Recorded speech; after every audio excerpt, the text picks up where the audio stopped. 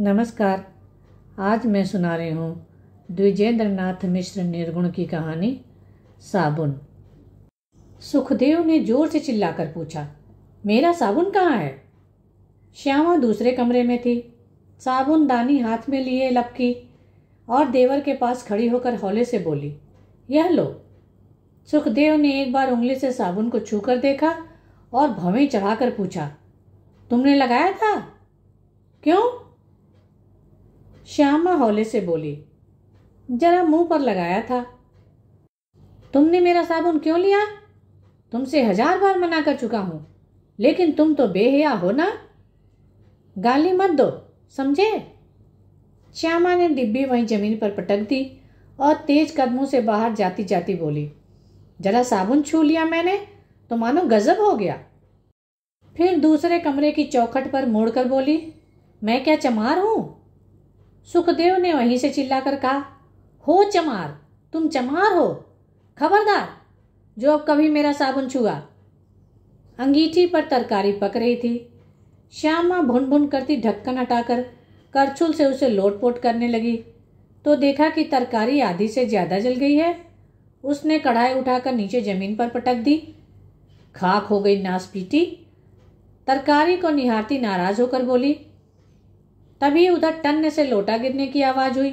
श्यामा ने चौंक कर देखा। बड़ा लड़का बाल्टी खींचकर बाहर लिए जा रहा था। चिल्लाकर कहा, कहाँ लिए जा रहा है अब आगे? नहाएंगे। लड़का शांत भाव से जमीन पर बाल्टी घसीटता हुआ बोला, चाचा जी ने कहा है। चाचा जी के बच्चे, गू मुंह में डाल दो बाल्टी। उसने लड़के के हाथ से बाल्टी छीन ली और पैरों से धम धम करती गुसलखाने के आगे तक आई। सुखदेव छोटे भतीजे को सामने बिठाकर उसके सिर पर साबुन मल रहा था। भाभी को देखकर बोला, काला कर दिया साबुन, चेहरे का रंग लग गया इसमें काली माई के। श्यामा ने चिल्लाकर पूछा, मैं काली हूं? सुखदेव कुछ न बोला, बच्चे के सिर पर साबुन मलता रहा। श्यामा ने बाल्टी वहीं पटक दी और चढ़े स्वर में पूछा, मैं काली हूं? मैं काली माई हूं? सुखदेव ने घबरा कर कहा, धीरे बोलो, भाई साहब आ गए। श्यामा ने चौंक कर उधर देखा। कमरे के दरवाजे पर पति के जूते चमक रहे थे। ऊपर जो किराएदार रहते थे उनके यहाँ बड़ी क्लॉक घड़ी थी। टन करके आधा घंटा बजा तो उसने जल्दी जल्दी हाथ चलाए, फिर थाली परोस कर पति को आवाज़ दी, आओ। ब्रजलाल ने आसन पर बैठकर भोजन पर एक बार नजर डाली और पूछा, आज तरकारी नहीं बनी? नहीं। यहाँ प्याली में क्या है? कदुआ है, लल्ला के लिए रख दिए हैं, दाल से खाओ। पति ने आज्ञा मानकर एक ग्रास मुंह में दिया और शांत भाव से बोले, नमक लाओ। क्या कम है? श्यामा ने नमक की बुकनी थाली में छोड़ते हुए पूछा। बिल्कुल नहीं है। क्यों झूठ बोलते हो? मैंने नमक डाला था, शर्त लगाती हूँ। पति ने हंसकर कहा, यही सही, लेकिन अपनी कुशल चाहो तो पतीली में नमक पीसकर डाल दो। सुखदेव अभी खाने बैठेगा तो फिर आफत आ जाएगी तुम्हारी। श्यामा ने स्वर चढ़ाकर कहा, क्या आफत आएगी? फांसी दे देंगे मुझे? मैं दासी हूं ना सबकी। ब्रजलाल ने हंसकर कहा, तुम राज रानी हो, लाओ रोटी तो दो। वे कपड़े पहनकर ऑफिस जाने को तैयार हुए तो श्यामा ने चौखट पकड़े पकड़े कहा, मुझे साबुन चाहिए। साबुन? पति ने अचरज से कहा, कैसा साबुन? सुखदेव से कहो छाता लाओ, वह फाइल उठाना। तभी रसोई घर से एक पुकार आई, भाभी खाना परोसो। फिर 2 पतली आवाजें एक साथ आई, भाभी खाना परोसो। बड़ा लड़का अलग थाली में खाता है, छोटा अपने चाचा जी के हाथ से खाता है। तीनों पास पास नहाए धोए आसनों पर विराजे भोजन कर रहे थे। बड़े लड़के ने मुंह बिचकार कर कहा, दाल में इतना नमक है कि पूछो मत। श्यामा ने डरते डरते देवर की ओर देखा, पर सुखदेव ने नमक के बारे में कुछ शिकायत न की। उल्टे भतीजे को डांट कर बोला, खाओ चुपचाप। फिर भाभी के आगे प्याली सरका कर बोला, तरकारी और देना भाभी। भाभी ने हंसकर कहा, तरकारी अब नहीं है, सब खत्म। यह देखो। कढ़ाई आगे खींचकर हंसकर कहा, जल गई सब। यही इतनी बची थी, सो तुम्हारे लिए छांट कर निकाल ली थी। देखे, जली हुई का स्वाद देखे। श्यामा ने कढ़ाई पीछे को कर कर कहा, यह तुम्हारे खाने के काबिल नहीं है। लो, दाल और ले लो। बड़े लड़के ने कहा, मैं भी दाल और लूँगा। श्यामा ने आगे सरका कर कहा, ले, दाल ले। लड़का पतीली में झांक कर बोला, कहाँ है इसमें दाल? दाल नहीं है। अब तू मेरा सिर खा ले, पेटू। छोटे भतीजे के जूठे हाथ धोकर सुखदेव कॉलेज के कपड़े पहनने लगा तो कमीज में एक ही बटन बचा पाया। सुई डोरा और बटन हाथ में लिए भाभी के आगे आकर खड़ा हुआ। श्यामा थाली परोस कर खाना शुरू ही कर रही थी। सुखदेव ने कमीज उसकी गोदी में रखकर कहा, जल्दी भाभी, जल्दी। भाभी उठकर जल्दी जल्दी बटन टाँकने लगी और तब सुखदेव की नज़र भाभी के परोसे हुए भोजन पर गई। तरकारी जो जलकर काली हो गई थी, अकेली अकेली थाली में सजी थी। तभी भाभी ने कमीज ऊपर को करके कहा, लो थामो, अब मुझे भी पेट में कुछ डाल लेने दो। बड़ा भतीजा बाहर दरवाजे के पास खड़ा था। उसके स्कूल की आज छुट्टी थी। कॉलेज जाने लगा तो सुखदेव उसका हाथ पकड़कर खींचता हुआ ले गया, जल्दी जल्दी बड़ी दूर तक। 4 मिनट बाद लड़के ने दही का कुल्हड़ माँ के आगे ला धरा। श्यामा उसी जली तरकारी से रोटी खाए जा रही थी। दही देखकर आश्चर्य से पूछा, कहाँ से ले आया रे? लड़का बाहर को भागता भागता बोला, चाचा जी ने दिया है। पड़ोस में रहने वाली पंजाबिन बच्चों के कपड़े बहुत सस्ते सीती थी। उसके आदमी को श्यामा के पति ने आग्रह करके उन्हीं के ऑफिस में लगवा दिया था। सुखदेव अपने सब कपड़े जेबी दत्ता कंपनी में सिलवाता था। बच्चों की कमीजें भी पिछली बार उसने वहीं से सिलवाई। वे सब कमीजें पहनने पर बच्चों को छोटी हुई और सिलाई लगी इतनी। देवर भाभी में एक द्वंद्व युद्ध हो गया। फलतः इस बार बच्चों की कमीजें पंजाबिन को दी श्यामा ने। सिलाई ऐसी सुघड़ हुई कि देखकर दिल खुश हो गया। खुश होकर उसके आगे 1 रुपया धरा तो हंसकर बोली, अब की बार मुन्ना के बाबू की कमीजें भी तुम्ही से सिलवाऊंगी बहन। जरूर जरूर बहन जी, मुझी से सिलवाना बाबूजी की कमीजें। यह रुपया रख लो, यह रुपया रख लो बहन जी। श्यामा ने कहा, नहीं बहन, सिलाई तो तुम्हें लेनी ही होगी। पंजाबिन बोली, मुझ पर जुल्म न करो बहन जी। आंखों में आंसू भरकर बोली, जुल्म न करो मुझ पर, मुझे इतना जुदा न करो रानी जी। मुन्ना क्या मेरा बेटा नहीं है? तुम्हें मेरे सिर की कसम। बहन जी, यह रुपया उठा लो। वही 1 रुपया था श्यामा के पास और उसी रुपए को लिए लिए सारे दिन घूमती रही कि आज साबुन मंगाकर छोड़ूंगी। पर ऐसी तकदीर फिरी कि कोई न मिला साबुन लाने वाला। तब खींच कर बड़े लड़के को समझा बुझाकर गली के मोड़ वाली दुकान पर भेजा साबुन लाने और संतोष की सांस लेकर मन ही मन खुश हुई कि जब सुबह टिक्की से नहाऊंगी तो देखूंगी, रोज लगाऊंगी साबुन। पर लड़के की अक्ल पर पत्थर पड़ गए। 2 आने का कपड़े धोने का बदबूदार साबुन और 14 आने पैसे माँ के हाथ में रखकर भाग गया। श्यामा ने वह 2 आने का साबुन उठाकर कोने में फेंक दिया और लड़के को कोसती रसोई बनाने लगी। आधे घंटे के बाद पति आ पहुंचे और उसके आधे घंटे बाद देवर। खाना तैयार हो चुका था। पति के कोई मित्र आ गए थे और बातों की झड़ी लगाए थे। श्यामा 10 बार उस कमरे के दरवाजे पर झांक कर लौट आई थी और 2 बार लड़कों को बाप के पास भी भेजा। ब्रजलाल ने कहा, आते हैं, पर वह बातूनी भला आदमी न उठा तो न उठा। हार कर श्यामा ने देवर से कहा, लल्ला तुम तो खाओ, वे तो आज बातों से ही पेट भरेंगे। सुखदेव ने हौले से कहा, कहो तो मैं जाऊं और उनसे हाथ जोड़कर कहूं, अब तशरीफ ले जाइए श्रीमान। श्यामा ने हंसकर कहा, गोली मारो श्रीमान को।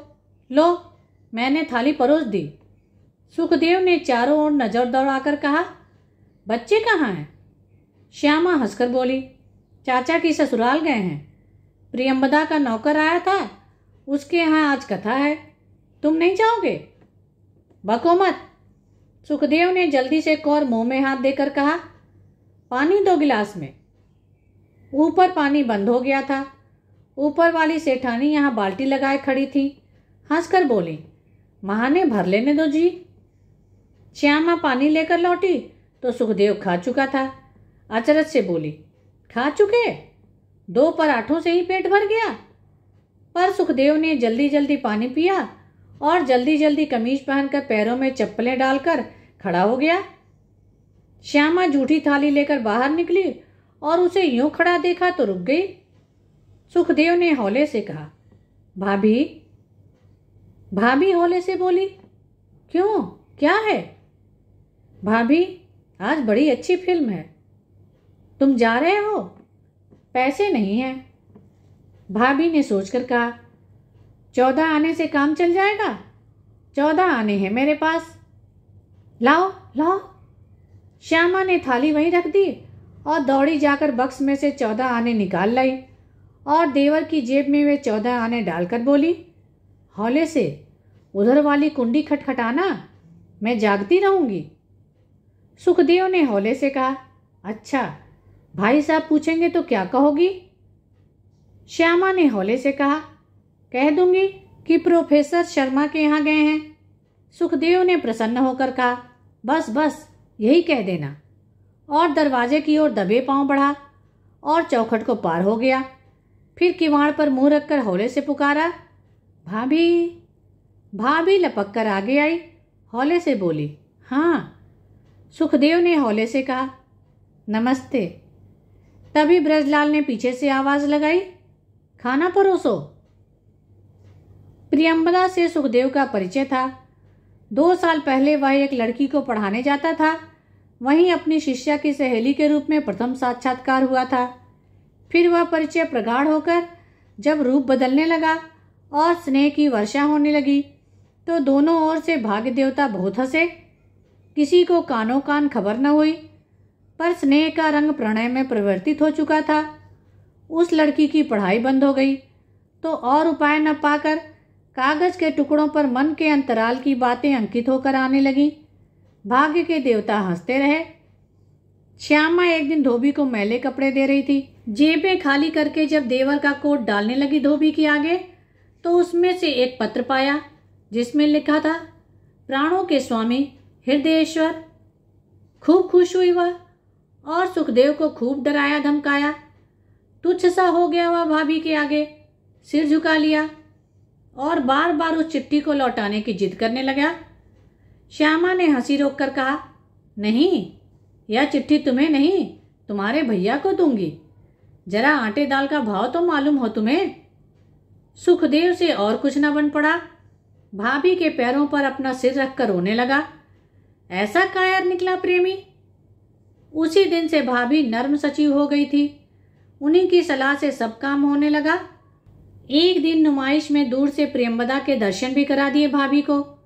घर लौटने लगे तो राह में भाभी चलती चलती बोली, हे भगवान, यही तुम्हारी प्रियंबदा है? रूप की जोत लिए सारी नुमाइश को चकाचौंध किए थी। हाय राम, मैं तो उसके पैरों की धोबन भी नहीं हूं।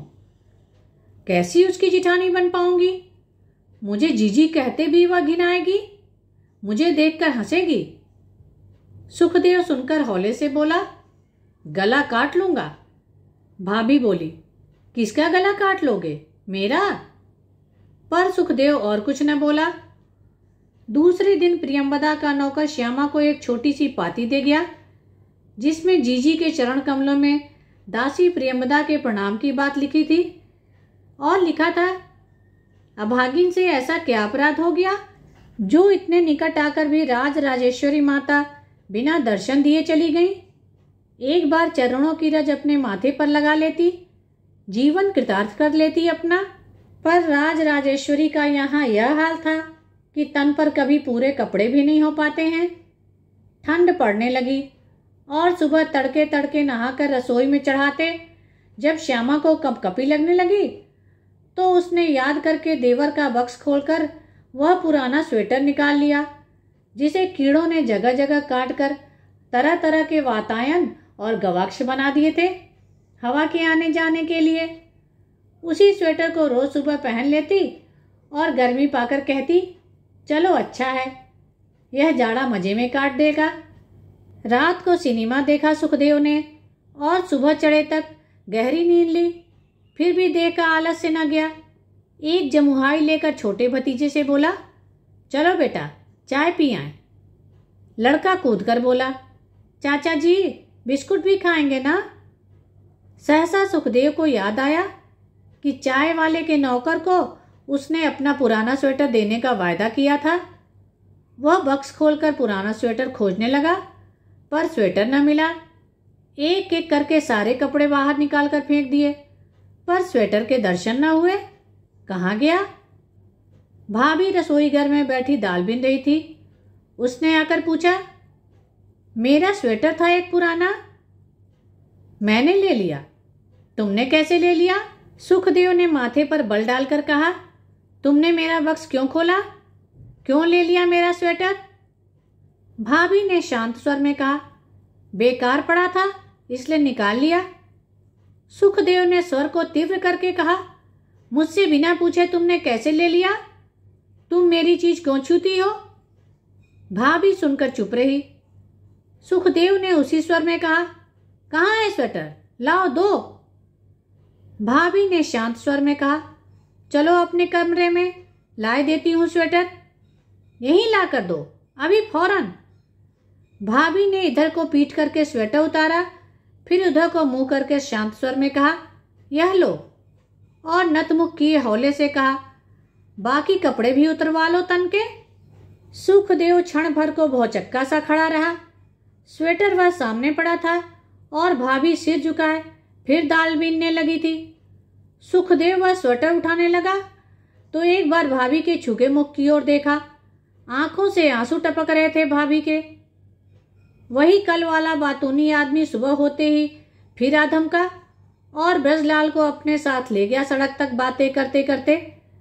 9:30 बजे उधर से लौटे तो हंस रहे थे, खाने बैठे तब भी हंस रहे थे। हंसते गए और खाते खाते ही बोले हंसकर, तुम्हारी देवरानी को देखा है। श्यामा तब से गुमसुम बैठी थी, वह सुनकर भी कुछ न बोली। पति ने हंसकर कहा, लड़की जरा उठते कद की है, सुखदेव के कंधे तक समझो।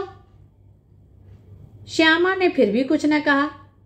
पति हंसकर बोले, पैसा बहुत है उनके पास, सुखदेव को विलायत भेजने को भी तैयार हैं। एक मकान दहेज में देने को कह रहा है। श्यामा फिर भी चुप रही। ब्रजलाल ने खाना समाप्त करके पानी पिया और उठ गए। घड़ी की ओर देखते गए और कपड़े पहनते गए। फाइल संभाली और शीशे में अपना मुंह देखा और बाहर को बढ़े कि श्यामा ने रास्ता रोककर कहा, मेरे लिए एक स्वेटर ला दो। स्वेटर? पति ने झिड़की देकर कहा, क्या कह रही हो? मुझे ऑफिस की देरी हो रही है और तुम स्वेटर की फरमाइश कर रही हो? सुखदेव से कहो। श्यामा ने सिर झुकाकर कहा, तो मुझे कुछ रुपए दो, आज मैं मंगवा लूंगी किसी से। किसी से क्यों? ब्रजलाल ने जल्दी से एक 10 रुपए का नोट निकालकर कहा, सुखदेव ले आएगा। लो थामो। है कहाँ सुखदेव? पर सुखदेव का पता न था। घंटे पर घंटा बीतता गया। सुखदेव जाने कहाँ बैठ गया था। खाना ठंडा होने लगा। श्यामा बार बार दरवाजे तक आकर दूर तक नजर दौड़ाने लगी। दोनों लड़के एक दूसरे का हाथ पकड़कर चाय वाले की दुकान पर जाकर चाचा जी को खो जाए और उदास होकर भूखे प्यासे लेटे रहे चाचा जी के पलंग पर। दूर गली के छोर पर एक संगी लड़का रहता था।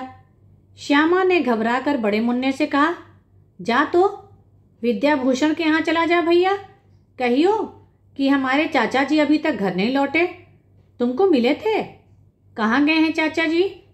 कहियो कि हमारी माँ बहुत घबरा रही है। तभी खट से किसी के जूतों की आवाज हुई। श्यामा ने चौंक कर देखा तो सुखदेव सिर झुकाए फीते खोल रहा था।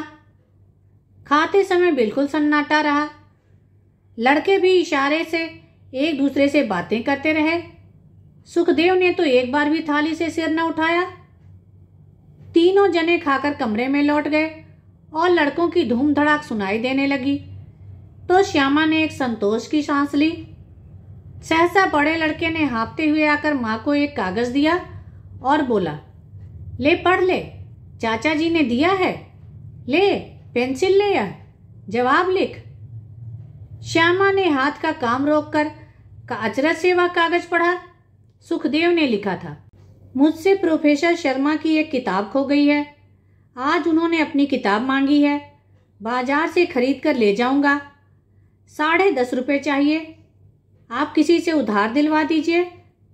मैं सुबह से रुपयों की कोशिश करता रहा पर कहीं नहीं मिले, आप कहीं से दिलवा दीजिए। भाई साहब से न कहिएगा, आपको मेरे सिर की कसम। श्यामा ने उसी कागज की पीठ पर लिखा, मेरे पास 10 रुपये हैं, आप चाहे तो ले सकते हैं, 8 आने का इंतजाम कर लीजिए। जरा देर के बाद लड़का फिर दूसरा कागज ले आया। सुखदेव ने लिखा था, 10 रुपये ही सही, दीजिए, भाई साहब से न कहिएगा, मैं अगले महीने आपको रुपए लौटा दूंगा। श्यामा ने दूसरी ओर लिखा, मैं आपके भाई साहब से नहीं कहूंगी, आप मुझे ये रुपए नहीं लौटाइएगा, आपको मेरे सिर की कसम। शाम को सुखदेव कॉलेज से लौटा तो घर में कोहराम मचा था। बड़ा लड़का मुन्ना बाहर आंगन में खड़ा रो रहा था और भाभी वाले कमरे से छोटे की चीख पुकार सुनाई दे रही थी, हाय चाचा जी, हाय चाचा जी। सुखदेव ने घबरा कर पूछा, क्या हुआ रे? मुन्ना रोता हुआ बोला, अम्मा ने आज उसे बहुत मारा है, अब रस्सी से बांध रही है।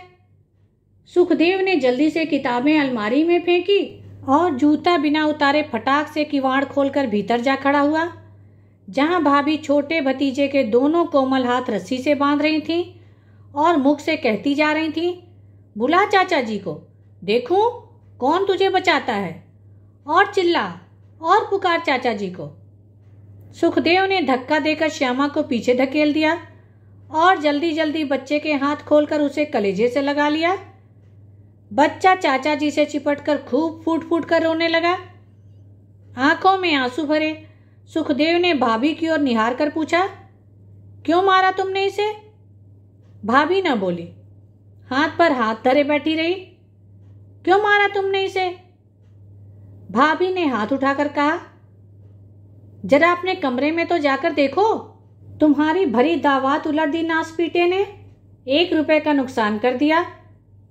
सुखदेव ने कहा, इसीलिए तुमने मारा? क्यों? भाभी चुप रही।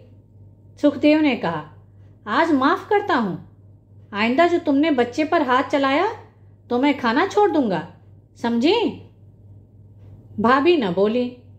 सुखदेव ने बाहर जाते जाते कहा, हत्यारिन ने जरा सी दावत के पीछे अधमरा कर दिया मेरे लड़के को। और वह बच्चे को पुचकारता बाहर आंगन तक आया तो एक किनारे में ढका थाल लिए प्रियंवदा के नौकर को खड़ा पाया। तब वह भाभी को एक आवाज देकर भतीजे को लिए लिए अपने कमरे में बाहर आकर टहलने लगा। प्रियंवदा के यहाँ भोज हुआ था, बच्चों को बुलाया था, पुरुषों को बुलाया था, स्त्रियों को बुलाया था। बच्चे, पुरुष, स्त्री कोई भी ना गया यहाँ से। दुखी होकर प्रियंवदा ने स्वयं भोजन न किया। फिर उदास होकर नौकर के हाथ बच्चों के लिए मीठा भिजवाया अपनी माँ से कहकर। नौकर थाल खाली करके हाथ जोड़ के विनय के स्वर में श्यामा से बोला, माँ जी, आपको बीबी जी ने बुलाया है, जब कहें मैं आपको लिवाले चलूं। एक दिन चलकर हमारी झोपड़ी पवित्र कर आइए माँ जी। श्यामा को बहुत अच्छा लगा, प्रसन्न होकर बोली, वह तो मेरा अपना ही घर है, तू ऐसी बातें मत कह। नौकर हाथ जोड़कर बोला, तो कब चलेंगी माँ जी? श्यामा ने अधीर भाव से कहा, कल इतवार है, इन लोगों की छुट्टी होगी, कल ही चलूंगी, तू दोपहर को आ जाना, खा पी कर चलूंगी। नौकर सिर हिलाकर बोला, सो नहीं होगा माँ जी, वहीं जी मिएगा, रूखा सूखा जो कुछ हम गरीबों के घर पर बने। श्यामा ने हंसकर कहा, अच्छा यही सही। उस शाम को ब्रजलाल देर से घर लौटे। वह बातूनी फिर मिल गया था रास्ते में। खूब भूखा गए थे, आते ही बोले, खाना लाओ, यहीं कमरे में ले आओ। श्यामा ने दृढ़ स्वर में कहा, खाना नहीं है। पति ने अचरज से पूछा। क्यों, अभी तक नहीं बना क्या? बना है, श्यामा ने दृढ़ स्वर में कहा, लेकिन तुम्हारे लिए नहीं। ब्रजलाल ने खींचकर कहा, क्या बक रही हो, जाओ थाली परोस कर लाओ। श्यामा पास वाली कुर्सी पर धम्म से बैठ गई और हाथ उठाकर बोली, पहले एक बात का फैसला कर दो, तब खाना लाऊंगी। बोलो, क्या है? श्यामा ने आगे को झुककर कहा, इस घर की मालकिन कौन है? ब्रजलाल ने हंसकर कहा, तुम। श्यामा ने कहा, उस बातूनी आदमी से तुमने यह बात कही या नहीं? नहीं। तब मेरे देवर से अपनी लड़की ब्याहने वाला कौन होता है? और तुम ही क्या हक रखते हो इस तरह मुझसे बिना पूछे कोई बात कहने का? मैं उसका बड़ा भाई हूं, पति ने हंसकर कहा। और मैं कौन हूं? श्यामा ने आंखें सिकोड़कर कहा, तुम भाभी हो उसकी। सिर्फ भाभी? ब्रजलाल चुप रह गए। श्यामा ने सिर तानकर कहा, जनाब, मैं उसकी माँ हूं, मैं उसकी बहन हूं, मैं ही उसकी सब कुछ हूं, समझे? मेरी आज्ञा के खिलाफ वह एक कदम नहीं उठा सकता। विश्वास न हो तो करके देख लो। तुम यह शादी ठहराओ, मैं कल ही उसे लेकर यहाँ से चली जाऊंगी। बहू तेरा कमा लेगा। तुम समझते क्या हो मुझे?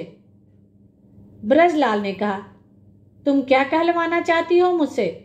जल्दी से बता दो, मैं कहने को तैयार हूं। खाना ला दो फिर। श्यामा ने कहा, अब आए ठिकाने पर? अच्छा कहो, तुम्हारी इच्छा के विरुद्ध? श्यामलाल ने जल्दी से कहा, तुम्हारी इच्छा के विरुद्ध? श्यामा ने आगे कहलवाया, कहो, कुछ ना होगा, कुछ ना होगा। ब्रजलाल ने जल्दी से दोहराकर कहा, अब खाना ले आओ। पर श्यामा न उठी। बोली, कहो, मुझसे आज गलती हुई है यानी? और अचानक सुखदेव को सामने खड़ा देखकर चुप रह गई वह।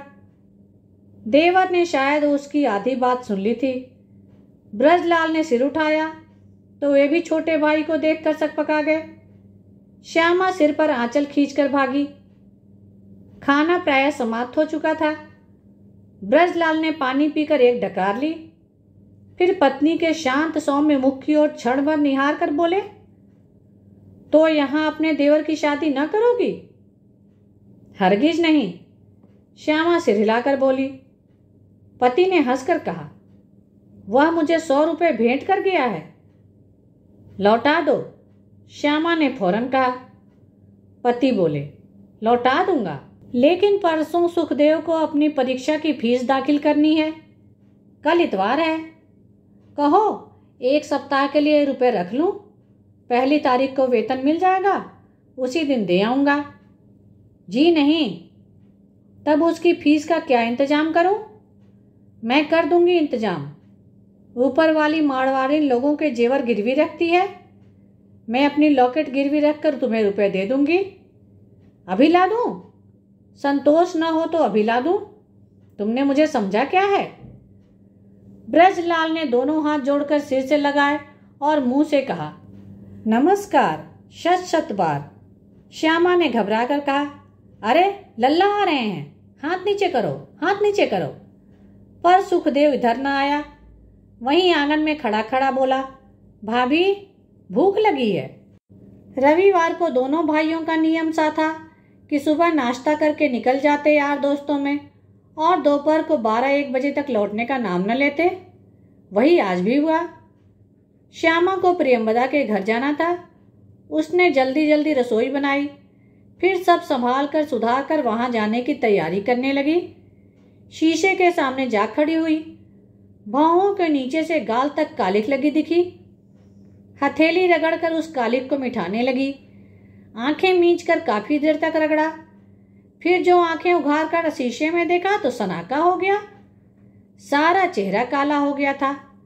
सारे चेहरे पर कालिख फैल गई थी।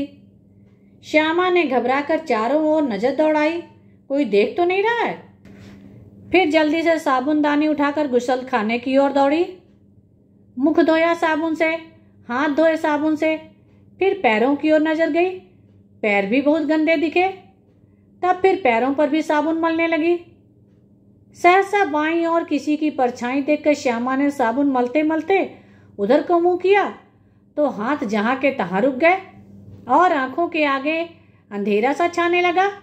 सामने नंगे बदन, कंधे पर धोती तौलिया डाले सुखदेव खड़ा था, निश्चल निर्वाक। श्यामा से कुछ न बन रहा था, यूं ही पैर पर साबुन लगाए बैठी रही। आखिर सुखदेव ने ही निस्तब्धता तोड़ी, मुस्कुराकर मुंह खोलकर बोला, बैठी क्यों हो? पैर धोकर हटो ना। तब मानो श्यामा की चेतना लौटी, ओठों में तनिक मुस्कुराई और जल्दी जल्दी पैर धोकर उठाई वहां से। कमरे में आकर शीघ्रता से साबुन की टिक्की एक कपड़े पर दबा दबा कर सुखाई। फिर बड़े जतन से उसे साबुनदानी में रख कर ले आई। सुखदेव पाइप खोलकर खड़ा था और न जाने क्या सोचता पानी की धार को देख रहा था। खट से भाभी ने पैरों के पास वह साबुनदानी रख दी और लौट चली लंबे डग भरती। सुखदेव क्षण भर साबुनदानी को निहारता रहा। फिर उसने नीचे झुककर साबुन की टिक्की उठा ली और फिर तड़ित वेग से दूर जाती भाभी की ओर वह साबुन फेंक दिया जोर से। पर साबुन भाभी के न लगा। जाने कैसे उसी क्षण ऊपर वाले मारवाड़ी सेठ सामने आ पहुंचे।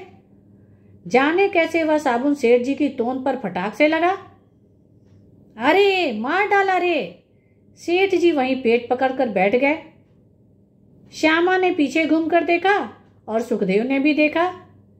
घबरा कर वह सेठ जी के पास दौड़ा आया और दोनों हाथ से उनका वजनी देह उठाता हुआ बोला, अभी एक बंदर कूदा था, मैंने देखा था, उसके हाथ में यह साबुन था।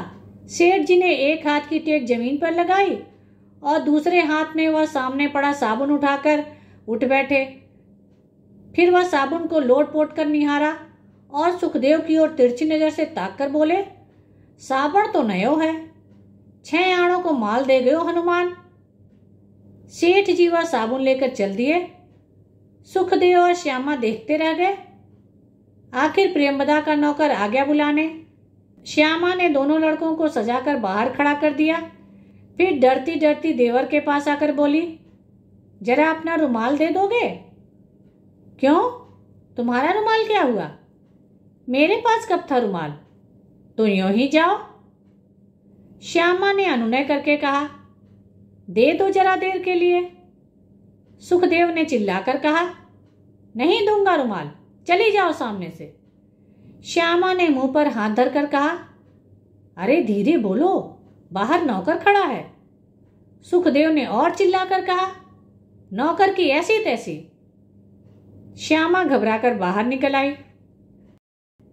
प्रियंवदा ने उसी विनम्र टोन में कहा, मैं सच कह रही हूं दीदी, न जाने कितनी बार उनके मुंह से यह बात सुन चुकी हूं कि मेरी भाभी के सामने लक्ष्मण की सीता भी तुच्छ है।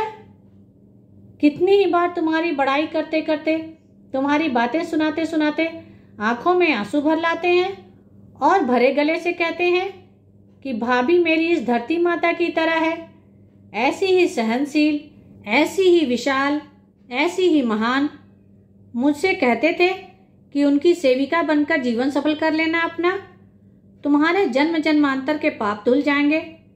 कहते कहते प्रियंवदा का स्वर करुण हो उठा और नयन गीले हो गए।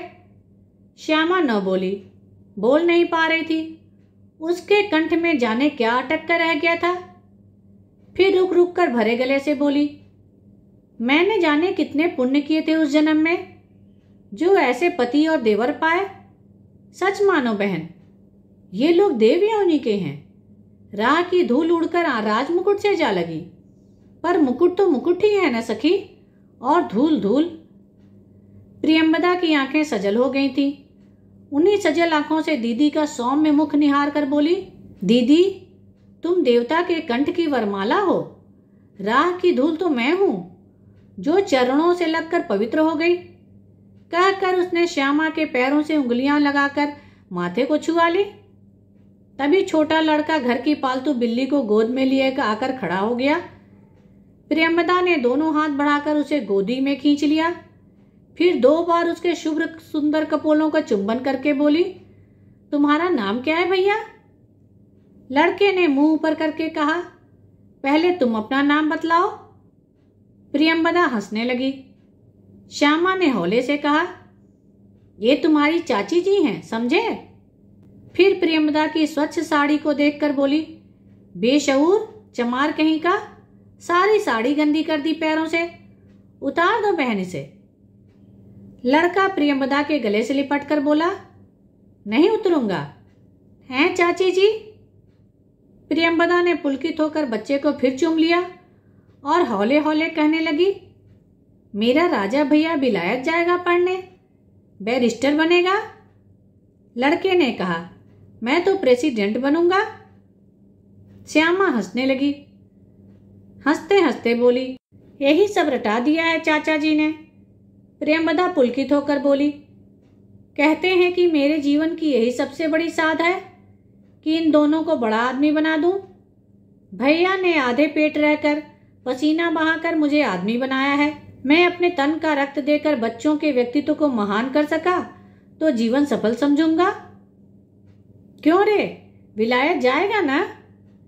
लड़के ने प्रियंवदा की गोदी में सिर छिपाकर कहा, नहीं चाची जी, मुझे तो चाचा जी अमेरिका भेजेंगे पढ़ने को, हवाई जहाज से जाऊंगा। तुम कभी बैठी हो चाची जी हवाई जहाज में? तभी सहसा प्रियंवदा की मां ने आकर कहा, बेटी चलो खाना खाओ। रमाशंकर प्रियंवदा का बड़ा भाई था। उसकी चौक में बहुत सी दुकानें थीं। पत्नी उसकी मर गई थी। घर का करता धरता वही था। रमाशंकर व्यस्त होकर श्यामा के लिए स्वयं थाली लगा रहा था कि वह वहां आ पहुंची। अम्मा जी भीतर जाने क्या क्या लेने गई कि चट से श्यामा कढ़ाई के पास आकर बैठी और एक एक पूरी बेलकर गर्म घी में छोड़ दिया और प्रसन्न मुद्रा में बोली, आज भैया को मैं बनाकर खिलाऊंगी। उसी सजी थाली में रमाशंकर भैया को खिलाकर श्यामा चूल्हे के पास से उठाई। फिर पास खड़ी प्रियंवदा का हाथ पकड़कर खींचती हुई बोली, आओ सखी, मुझे तो बड़ी भूख लगी है। और वहीं भैया की जूठी थाली आगे को खींचकर और पुकार कर कहा, अम्मा हम लोगों को खाना परोस कर लाओ। अम्मा ने धड़कता कलेजा लिए पूछा, तो फिर बेटी मैं कल रामा को भेजूं बड़े दामाद के पास? श्यामा ने भौएं सिकोड़ कर कहा, बड़े दामाद कौन से खेत की मूली है अम्मा? तुम बड़ी बेटी की इज्जत गिराओगी क्या? तुम्हारी बड़ी बेटी ने जो कुछ कह दिया उसे पत्थर की लकीर समझो। अम्मा मुंह देखने लगी बड़ी बेटी का। बड़ी बेटी ने तब तनिक नाराज होकर कहा, तुम्हें यकीन नहीं हुआ क्या अम्मा? अरे मैं कहती हूं सुखदेव के साथ प्रियंवदा की शादी होगी, बस।